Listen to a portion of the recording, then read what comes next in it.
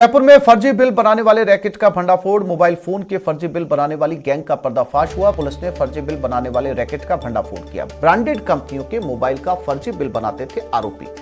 गिरफ्त में mobile phone बेचने और छीनने वाली गैंग वारदातों का भी खुलासा हुआ। करेंगे डीसीपी नॉर्थ। गैंग में शामिल 7 आरोपी गिरफ्तार कर लिए गए।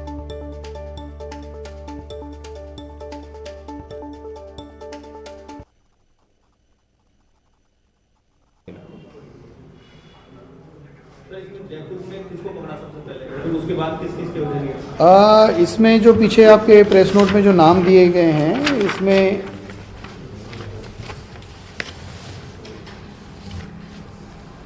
जो ये पहले 3 लोग जो हैं इनको पहले पकड़ा गया है और उसके बाद फिर धीरे धीरे ये चौथे 5 या 6 नंबर तक हम पहुँचे। फिर उसके बाद 7वें नंबर पे हम पहुँचे और फिर उसके आगे फिर हम जो इनके और पीछे की कड़ी है उस तक भी हम पहुंच चुके। जल्दी उसमें भी हम कार्रवाई करेंगे।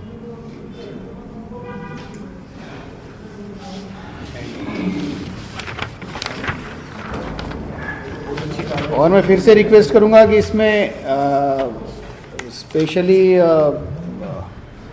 प्रिंट मीडिया से, क्योंकि इलेक्ट्रॉनिक मीडिया में तो उतनी जगह नहीं होती है लिखने की, पर मैं चाहूँगा कि आप हमारे टीम मेंबर्स का नाम हाईलाइट करें। They have done very good work. Mobile को टैंपर करके एक फोर्ज मोबाइल या असेंबल्ड मोबाइल बनाकर बेचने का गिरोह सामने आया है और एसएचओ संजय सर्कल उनकी पूरी टीम एसीपी साहब और एडिशनल डीसीपी के निर्देशन में कार्य करते हुए 93 मोबाइल्स इसमें सीज किए हैं। अब तक की जांच से ये पाया गया है कि ये मोबाइल्स चीप कंपनीज, कुछ इसमें पाकिस्तानी कंपनीज़ है, कुछ इसमें चाइनीज़ कंपनीज़ हैं, इनकी बेसिक बॉडी पर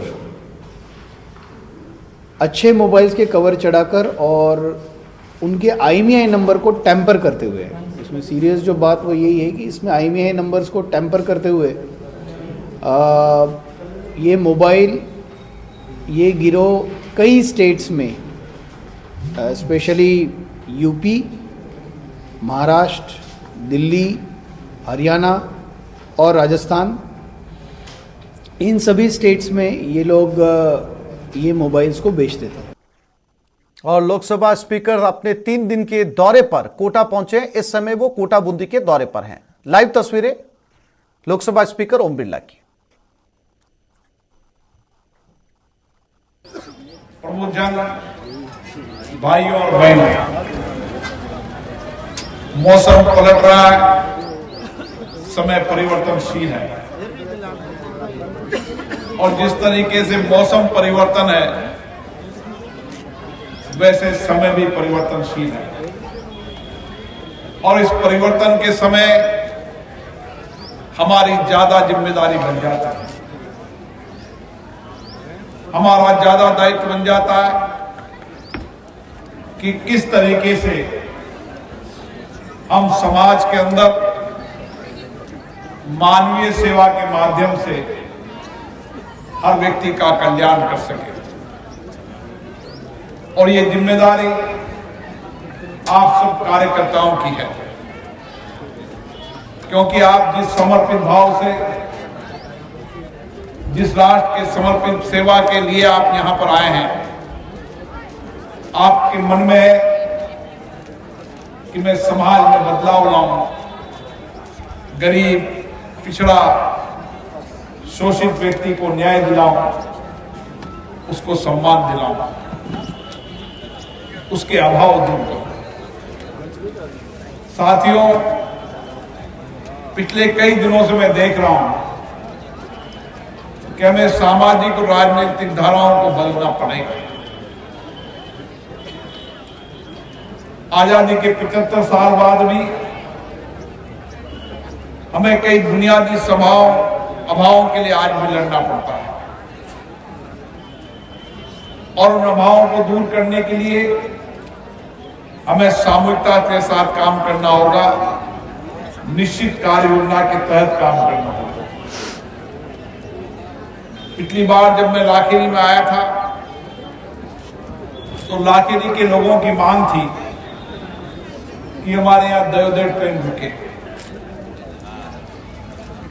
एक लंबे समय से वो मांग कर रहे थे। मैंने उनको आश्वस्त किया था कि जैसे ही कोरोना का संक्रमण कम होगा, आपके यहाँ दह का ठहराव होगा, और आज से दह का ठहराव शुरू हो चुका है। उन्होंने मांगी तो एक ट्रेन थी, लेकिन मुझे पता था कि दह जयपुर जाती है, जबलपुर जाती है। कई यात्री, कई व्यापारी, कई मजदूर लोग डेली अप डाउन दिल्ली भी करते हैं, कोटा भी करते हैं। इससे लाखेरी से दिल्ली की कनेक्टिविटी और हो तो एक ट्रेन कल दिल्ली की और रुकेगी, जो केवल दिल्ली नहीं जाएगी, कानपुर तक जाएगी।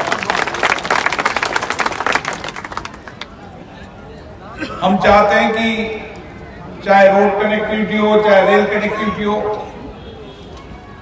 आवागमन के साधन सुगम सरल होना चाहिए। आने वाले समय के अंदर दिल्ली बंबई 8 लाइन रोड बनने के बाद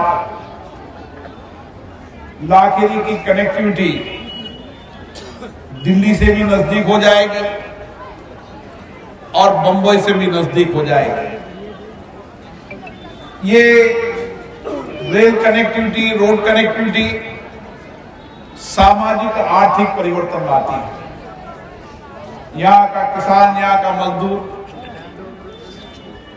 जो काम करता है, यहाँ की ईंटें, लाखेरी की ईंटें कई लंबे समय से प्रसिद्ध है। किस तरीके से हम लाखेरी की ईंटों का बाजार, चाहे बंबई हो चाहे दिल्ली हो, देश के हर हिस्से में पहुंचाया जाए, ये काम इस रोड कनेक्टिविटी के कारण और सरल होगा। यहाँ पर सीमेंट इंडस्ट्रीज है, कई नौजवान यहाँ पर मांग कर रहे हैं कि उद्योग होना चाहिए। मैंने विधायक महोदय जी से कहा है कि वह जो रिको की जमीन है, रिको एरिया घोषित हुआ है, लेकिन शायद अभी वह आगे नहीं बढ़ा रहा। अगर जमीन की उपलब्धता होगी तो निश्चित रूप से मैं आपकी भावनाओं के साथ देश के प्रथम उद्योगपतियों से, देश में सरकारों से बात करूंगा कि लाखेरी एक कनेक्टिविटी के रूप में साथियों, हम कनेक्टिविटी गांव तक चाहते हैं। हर गांव के अंदर आवागमन के साधन अगर ठीक होंगे तो कृषि के रूप में अपनी आमदनी बढ़ाने का काम भी उस कनेक्टिविटी की वजह से होगा। इसलिए हर गांव में बेहतर कनेक्टिविटी हो, अच्छे रोड हो, लोगों को ठीक से पीने का पानी मिले, हॉस्पिटल हो, शिक्षा के केंद्र हो, ये प्राथमिकता की आवश्यकता है। मुझे आशा है कि आने वाले समय के अंदर हम सब एक कार्य योजना बनाना चाहते हैं, हर गांव की रोड कनेक्टिविटी को बेटर करें, अच्छा करें, ताकि आवागमन के साधन सरल हो। लेकिन आवागमन के साथ साथ हम किस तरीके से हमारे नौजवान को रोजगार दे सकते हैं, उसको 2 हाथ काम कर दे सकते हैं, इसके लिए हमें धीरे धीरे ग्रामीण क्षेत्र में ग्रामीण उद्योग लगाने की भी कार्य योजना बनानी। और इसके लिए ग्रामीण उद्योग क्या क्या हो सकते हैं, इसके लिए भी गांव के लोगों को बैठकर काम करना होगा कि हम हमारे प्रोडक्ट को राष्ट्रीय अंतर्राष्ट्रीय पर बेचने की कैसे योजना बना सकते हैं। मुझे आशा है ये सारा का सारा इलाका एक सिंचित इलाका है। जो सिंचित नहीं है उसके लिए मैंने विधायक महोदय से कहा है कि जो इलाका सिंचित नहीं है हमें उसको सिंचित करने की योजना बनाना चाहिए, क्योंकि पानी की कोई कमी नहीं है। केवल पानी को रोककर ठीक से नियोजन हो जाए तो हर खेत पर पानी पहुंच सकता है। जब हर खेत पर पानी पहुंचेगा तो किसान की समृद्धि होगी, खुशहाली होगी। ये भी हमारी जिम्मेदारी है। जहां हम एक इंफ्रास्ट्रक्चर के रूप में एक नियोजित विकास प्लान विकास करेंगे तो निश्चित रूप से क्षेत्र की प्रगति होगी। मुझे आशा है कि आप सब लोग बैठकर विधायक महोदय के साथ बैठेंगे, प्रधान जी के साथ बैठेंगे और जहां मेरी आवश्यकता होगी केंद्र के अंदर मैं निश्चित रूप से आपको सहयोग करने की कोशिश करूंगा। मुझे याद है कि लाखेरी के अंदर कई नौजवान को खेलने का मैदान नहीं, खेल मैदान तो है लेकिन वो खंडर पड़ा है। पिछली बार आया था जब मुझे कुछ नौजवानों ने कहा था कि इतने बड़े इलाके के अंदर खेल का मैदान है लेकिन खंडर पड़ा है। मैंने लाखेरी के अंदर 4.5 करोड़ रुपए का इंडोर स्टेडियम के प्रस्ताव भेजे हैं, उसको भी इसी वर्ष स्वीकृत कराएंगे ताकि नौजवानों को खेलने की जगह मिल सके। लेकिन नौजवान साथियों, सबके बाद भी हम एक सामाजिक राजनीतिक कार्यकर्ता के रूप में काम करते हैं। हमारी जिम्मेदारी बहुत है। हमारी जिम्मेदारी किसी को विधायक सांसद बनाने तक नहीं है। हमारी जिम्मेदारी है समाज में व्यापक परिवर्तन करना, और समाज में व्यापक परिवर्तन जब भी हो सकता है जब मेरे सामने अभी बहन आ रही थी, एक बहन मोटराइज साइकिल लेकर आ रही थी, एक भाई मोटराइज साइकिल का इंतजार कर रहा है। अभी कुछ देर पहले मैं एक कैंप में गया था, जिस कैंप के अंदर हमारे दिव्यांगजनों को कोई साइकिल मिली, मोटरसाइकिल मिली, कई लोगों को व्हील चेयर मिली।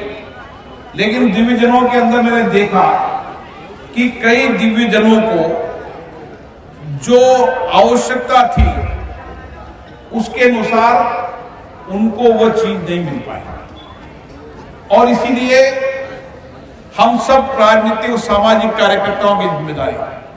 मेरा दावा है, आप विश्वास रखो, अगर आपने 2 साल लगातार इस समर्पण और सेवा के साथ काम किया कि मेरे गांव के अंदर जो भी अभाव है, जो भी समस्या है, उन समस्याओं को समाधान करने की मेरी जिम्मेदारी है, तो आप निश्चित मानिए 2 साल के अंदर हम इस सारे इलाके के अंदर व्यापक परिवर्तन करें। हमारी कोशिश है कि इस इलाके के अंदर हर गरीब व्यक्ति का इलाज हो। मैं देखता हूं कि कई बार गांव में जाता हूं तो गांव में मैंने पिछली बार कोरोना के समय भी देखा कि किस तरीके से कोरोना की द्वितीय लहर के अंदर लोगों के ऑक्सीजन की कमी के कारण कई परिवार हमारे बीच में मिले।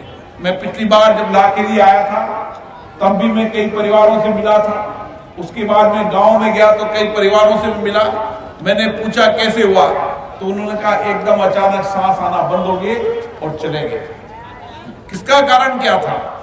इसका कारण क्या था कि उस गांव के अंदर चिकित्सा व्यवस्था पूर्ण नहीं थी। उनको ये पता नहीं था कि मेरा ऑक्सीजन लेवल कम हो रहा है। गांव में ऑक्सीजन मीटर नहीं था, बुखार के लिए थर्मामीटर नहीं था, शुगर नापने के लिए ग्लूकोमीटर नहीं था, ब्लड प्रेशर नापने के लिए इक्विपमेंट नहीं था। एक प्राथमिक स्वास्थ्य केंद्र की एएनएम के पास 5 से 6 किलोमीटर और कम से कम 3000 लोगों का इलाज था। ये इस कोरोना के समय कैसे संभव था? और इसीलिए सामान्य रूप से मैंने उस दिन भी कहा था कि हर गांव के अंदर हमें 5 स्वास्थ्य कार्यकर्ता तैयार करने। मेरा लक्ष्य, मेरा गांव सबसे स्वस्थ गांव, इस प्रतिस्पर्धा को चलाने की आवश्यकता है। और इसीलिए मैंने निर्णय किया कि पहले 5 स्वास्थ्य कार्यकर्ताओं को तैयार। चित्तौड़गढ़ जिले के डुंगला में मंदिर को तोड़ने का मामला तूल पकड़ता जा रहा है। इस मामले में कुछ दिनों पहले प्रदेश के पूर्व मंत्री श्रीचंद कृपलानी के नेतृत्व में बीजेपी कार्यकर्ता और हिंदू संगठनों ने जिला कलेक्टर को ज्ञापन सौंपा था। वहीं इस मामले से जुड़ा चित्तौड़गढ़ विधायक चंद्रभान सिंह का एक वीडियो सोशल मीडिया पर वायरल हुआ, जिसमें विधायक उपखंड अधिकारी को मामले में कार्रवाई को लेकर खरी खोटी सुनाते नजर आ रहे हैं। विधायक की वीडियो सोशल मीडिया पर वायरल हो रहा है। धरना दूंगा, मैं आपकी यही करूंगा, आप कहां बताओ? कुछ नहीं करा, मैं खुद बोरी 20 तक आपके यहीं बैठूंगा, मैं आपकी यहीं धरना दूंगा, मैं आपकी यहीं करूंगा, आप कहां बताओ? कहते हैं जाको राखे साइया मार सके ना कोई, ये कहावत एक बार फिर चरितार्थ हुई है। राजसमंद के राजनगर में एक मासूम को गहरे कुएं में किसी ने मरने के लिए फेंक दिया, लेकिन मासूम मौत के मुंह से जिंदा बाहर निकल आई। क्या है पूरा मामला, देखते हैं इस रिपोर्ट में। मौत के मुंह में 5 साल की मासूम।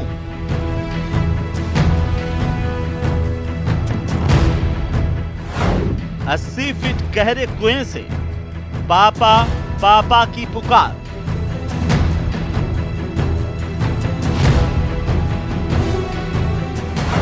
हीरा संध्या ने सुनी मासूम की पुकार।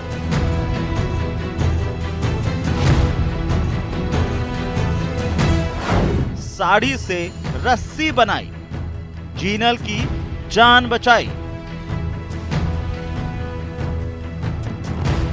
5 साल की जीनल आज जिंदा है। इस मासूम को मारने के लिए एक शैतान ने कोई कसर नहीं छोड़ी, लेकिन सच कहा है कि मारने वाले से बचाने वाला बड़ा होता है।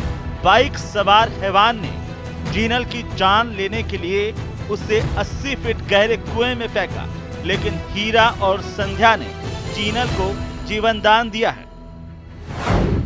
एक बाइक सवार ने जीनल को घर से उठाया, 2 किलोमीटर दूर ले जाकर एक कुएं में फेंक दिया।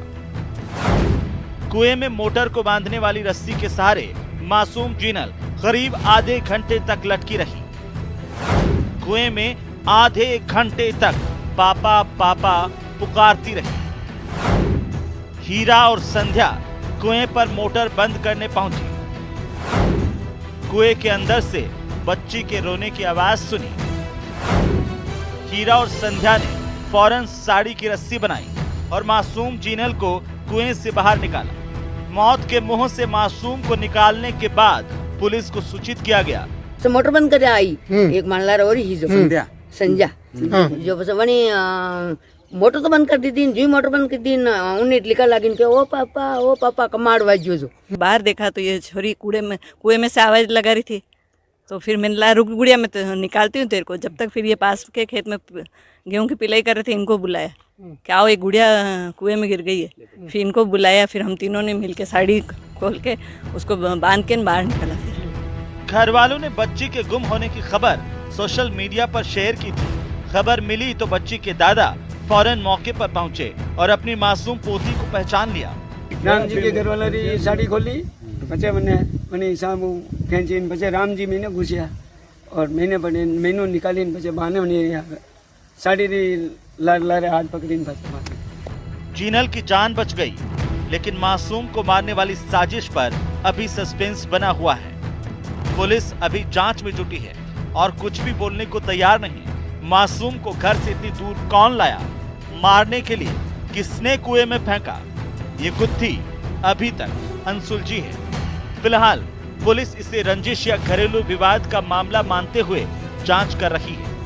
राजसमंद से न्यूज़ 18 के लिए अलकेश सनाढे की रिपोर्ट।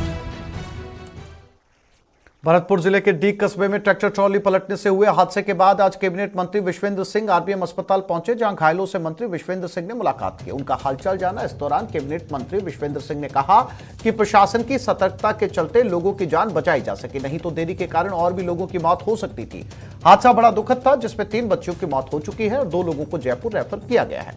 मंत्री विश्वेंद्र सिंह ने शोकाकुल परिवार को ढाढ़स बंधाया और कहा कि मेरी संवेदनाएं परिवार के साथ हैं, साथ ही मृतकों को श्रद्धांजलि भी दी।